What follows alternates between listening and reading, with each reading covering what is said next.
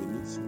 Je suis dans la joie de vous retrouver encore une fois de plus sur cette chaîne Net3C, mission de l'Esprit Saint pour conduire en fait le corps du Christ.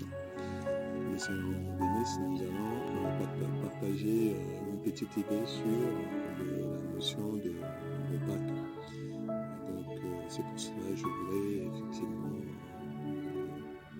échanger aussi avec une personne un peu comme moi, que vous puissiez comprendre la notion de ce que c'est que le Pâques. Et si vous avez des questions ou d'autres idées, n'hésitez pas à m'écrire et à me poser des questions. Je serai avec l'équipe pour pouvoir vous répondre. Merci, que le Seigneur vous bénisse.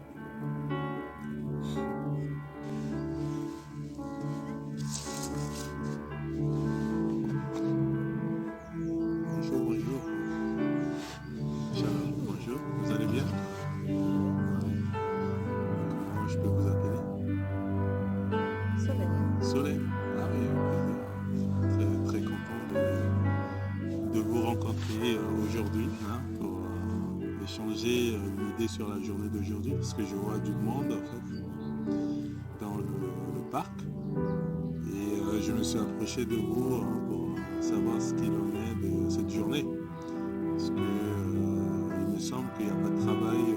Vous pouvez me dire ce qu'il en est? Journée de Pâques. D'accord.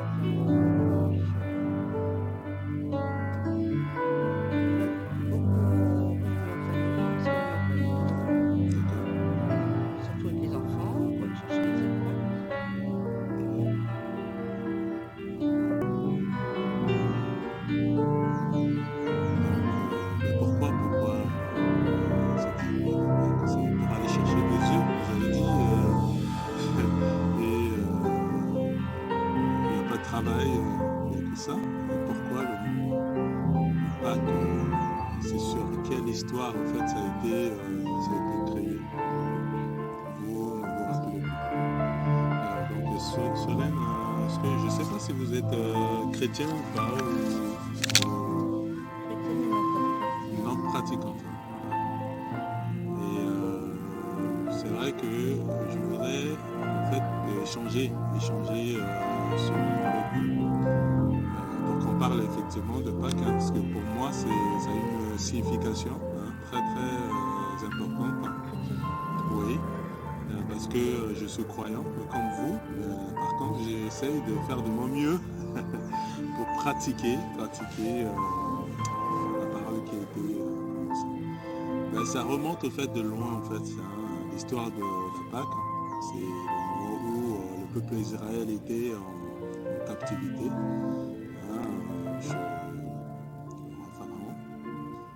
Et quand ils étaient en captivité, Dieu leur a promis effectivement de les libérer. Et donc c'est à ce moment que Dieu les a sauvés au travers du prophète Moïse.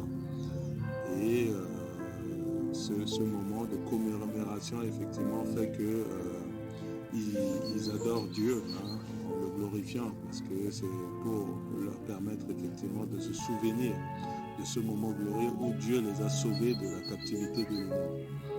Et donc Jésus, je ne sais pas si vous connaissez Jésus. Ouais. Il est qui pour vous? Il est comment? C'est qui Jésus? Oui, c'est ça.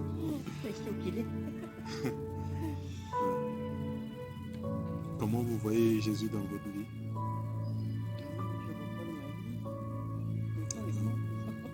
Alors, globalement, en fait, Jésus, c'est le Fils incarné, c'est Dieu incarné au travers de Jésus, qui est Dieu. Vous savez que c'est le Dieu qui nous a créés, vous a créé, qui a créé tout le monde, toutes les natures. C'est vrai qu'il y a d'autres personnes qui ont ce droit de ne pas accepter Dieu, qu'il y en a qui disent que Dieu n'existe pas. Mais à ma connaissance et à tout ce que j'ai comme vécu, je crois réellement que Dieu existe. Et donc ce Dieu-là est venu au travers de Jésus-Christ. sur la terre. Et c'est justement pour cela que je voudrais effectivement vous échanger un peu sur ce thème de Pâques. Hein. C'est Pâques. Alors, qu'est-ce que Jésus a dit tout simplement au travers de Pâques? Il a dit ça dans le livre de Jean, chapitre 11, verset 25. C'est l'histoire au fait de... Comment? C'est tout ça.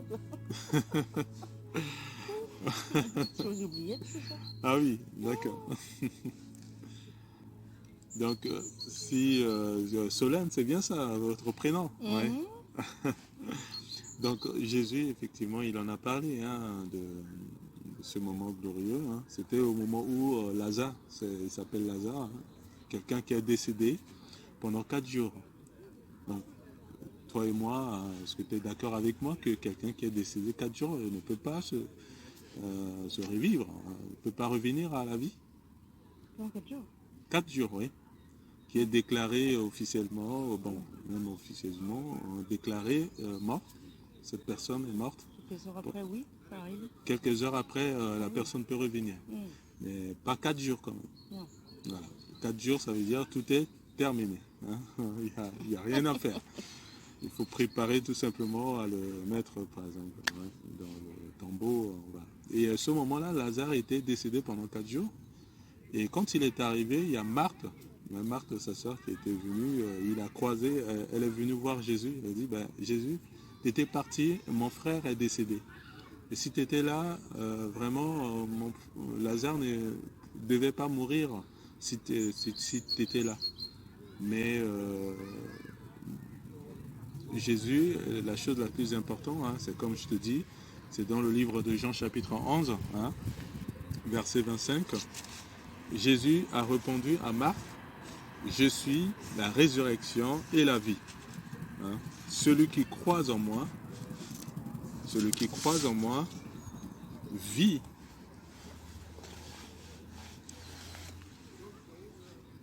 Tu as compris? Il a dit, Jésus, il lui a répondu, je suis la résurrection et la vie. Celui qui croit en moi vivra. Quand même il serait mort. Oui? Donc, Jésus qui disait que celui qui croit en lui, cette personne-là va vivre. Même si aujourd'hui, la personne est morte. Donc, il a parlé de Lazare, qui est décédé pendant 4 jours. Et la condition, tout simplement. Il a dit, celui qui croit en moi vivra. Donc, il l'a fait revivre. Voilà, donc il a cette capacité, il a ce pouvoir de faire revivre un corps qui est décédé pendant des jours, pendant des mois. Voilà au fait ce qui est important au fait pour le jour de Pâques. Et effectivement, c'est ce que Jésus a fait. Donc il a ressuscité Lazare, mais avant de ressusciter Lazare, il a posé la question en fait à Marthe. Crois-tu cela? Et est-ce que tu crois réellement que je suis capable, j'ai ce pouvoir-là de ressusciter ton frère? Voilà. Et donc, j'aimerais effectivement te partager un autre verset, par exemple dans 1 Corinthiens chapitre 15, hein, verset 20, qui dit tout simplement, maintenant Christ est ressuscité d'entre les morts. D'accord? Il est les prémices, au fait, de ceux qui sont décédés. C'est-à-dire, Christ représente, au fait, les prémices. Il est c'est-à-dire la première résurrection pour tous les morts, pour tous les décédés. Et il a donné des exemples, en fait. Il est venu sur la terre, il est mort, hein, parce que, généralement, avant, à l'époque, quand quelqu'un, les criminels en fait, ceux qui tuent, les criminels, les voleurs, tout, à notre époque, on les met en prison. Hein. Il y a eu jugement et puis ils sont en prison, mais à l'époque, il faut les pendre sur la croix, d'accord, pour montrer à tout le monde que il faut cesser ce genre de violence, il faut cesser ce genre de criminalité. Mais Jésus-Christ est passé par là sans qu'il puisse avoir effectivement une faute quelconque, il n'a jamais connu de faute, il n'a jamais fait du mal à qui que ce soit, mais on l'a pendu à la croix, tout simplement parce que ils disent qu'il se dit le roi des Juifs. Et donc, quand il a été crucifié à la croix, tout est terminé parce que ça faisait, voilà, il est mort, hein, physiquement, le corps est décédé. Maintenant, ils l'ont pris pour l'emmener dans le tombeau. Et pendant 3 jours, c'est là où il s'est ressuscité. Il est revenu vivant parmi les vivants. Il est revenu, il s'est présenté parmi ses disciples. Et c'est là où on a parlé de la résurrection. Cette notion est devenue, ce n'est plus maintenant la délivrance du peuple Israël, hein, sous la captivité de Pharaon, mais maintenant c'est la résurrection de Jésus-Christ pour notre corps. Et là où c'est intéressant, c'est que Jésus a dit à Marthe, comme je te l'avais dit tout à l'heure, si tu crois que ton frère va être ressuscité, alors il vivra. Et là, Marthe a répondu, oui, je crois que tu es le Christ, le Fils de Dieu. Donc c'est sur la parole de Marthe que Jésus-Christ était parti maintenant. Il a ressuscité Lazare. Si tu auras le temps, tu pourras lire voilà, le livre de Jean 11. Si tu auras le temps, au moins 2 minutes, 3 minutes. C'est pour ma lecture. Ouais, juste la lecture. Mais moi, la chose la plus importante, effectivement, c'est que la Bible dit, hein, il est réservé à tout homme de mourir une seule fois, après quoi vient le jugement. Donc le passage sur la terre n'est qu'un passage.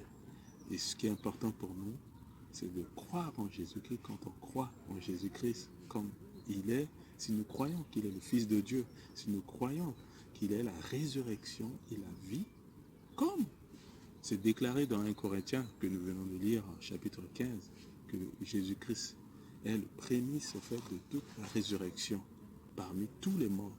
Et si nous croyons dans notre cœur fermement, c'est comme, tu connais ce que c'est que la croyance, on peut croire par exemple à nous-mêmes, on peut croire à la science, on peut croire à nos études. Si tu fais des études, tu crois à ces études que tu vas avoir tel métier.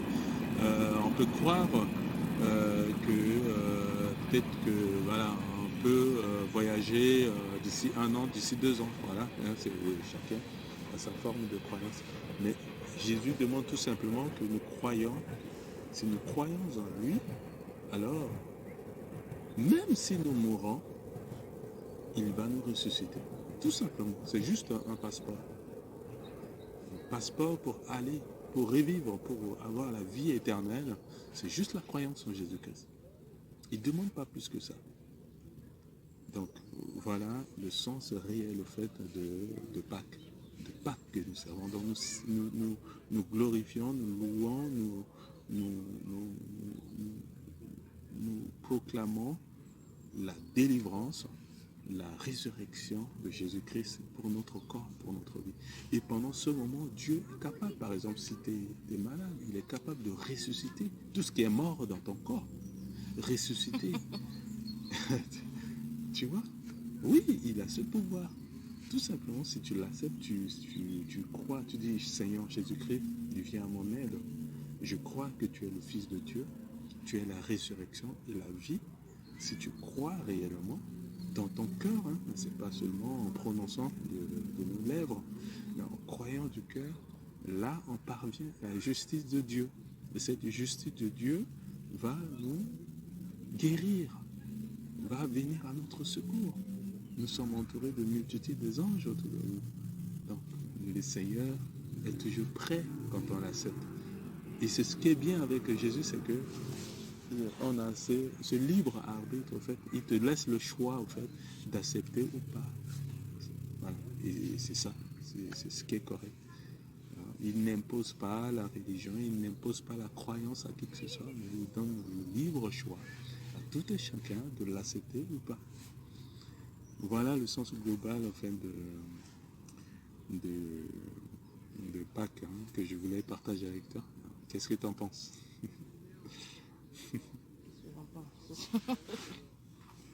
Pas grand-chose.